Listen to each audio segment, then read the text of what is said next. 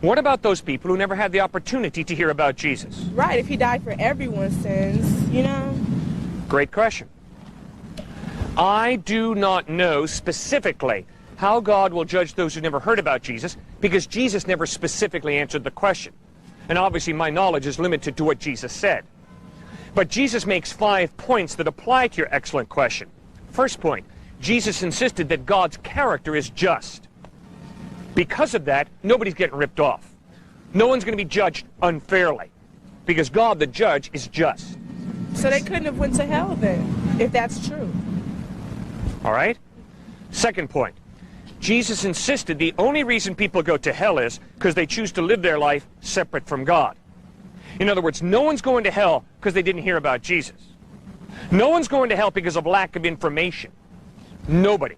The only reason people go to hell is because they choose to live their life separate from God. And on the day of judgment, God will grant their request, and they'll spend eternity separate from him, because that's what they asked for. Third point, in Hebrews chapter 11 in the New Testament, we have a partial list of people who will be in heaven who never heard the word Jesus. They lived hundreds of years before him. But these people in humility put their faith in God. God, I don't know how you're going to do it, but I'm trusting you with my life. Abraham, Isaac, Jacob, Moses, Rahab, a Gentile prostitute are 5 examples of this. Fourth point, the only reason Abraham, Isaac, Jacob, and Rahab, the Gentile prostitute, are going to be in heaven is because Jesus bled and died on a cross. In other words, Jesus insisted no one's going to be in heaven because they lived a goody-goody life. Because none of us have lived a goody-goody life as God defines good. We all need God's forgiveness, and that's what Christ offers through his death on the cross. Fifthly and finally, although I specifically don't know how God is going to judge those who've never heard about Christ, I do know that all of us here have more than ample opportunity to read the Gospels, to investigate Jesus. You and I are responsible for what we do with Jesus.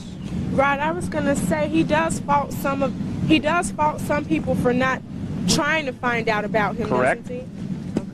It's a great point. I am always confronted by people who say to me, well, Cliff, I just don't know. I just can't put my faith in Christ yet. Maybe someday. But that is a decision that I'm making. A decision not to respond to Christ's love. So Christ says, watch out. Don't play games with me. I have not played games with you. I have displayed my love and trustworthiness very clearly by bleeding and dying on a cross, by rising from the dead.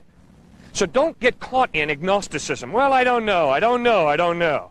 Look at the evidence, make a decision based on the evidence, trust Christ. Or if the evidence is he's not reliable, reject him and put your faith in someone who's more reliable than Jesus. But for the life of me, I can't find anybody who's more reliable than Jesus. I don't